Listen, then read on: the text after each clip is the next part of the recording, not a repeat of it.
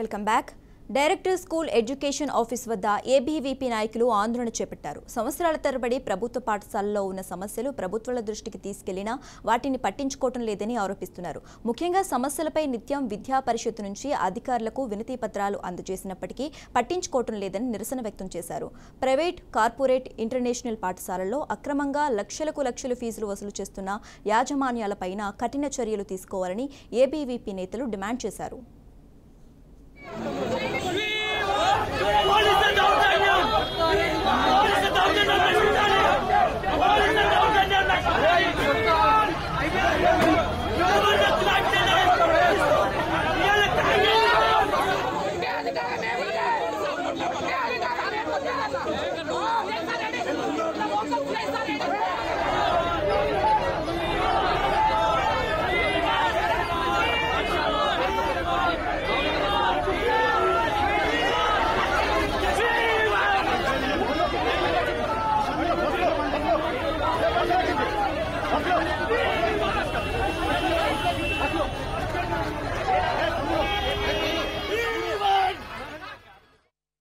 School education office వద్ద ABVP నాయకులు ఆందోళన చేపట్టారు.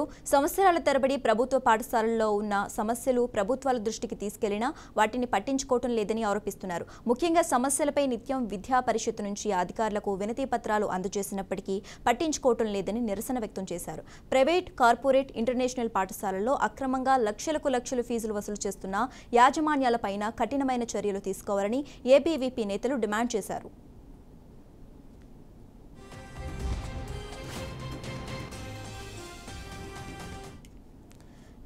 ఇక ఇదే అంశానికి సంబంధించి మరింత సమాచారం మా అవుట్పుట్ ఎడిటర్ రాములు అందిస్తారు. రాములు, చెప్పండి.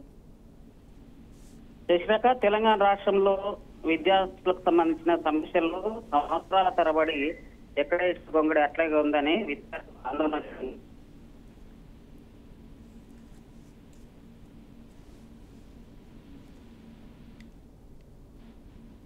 రాములు,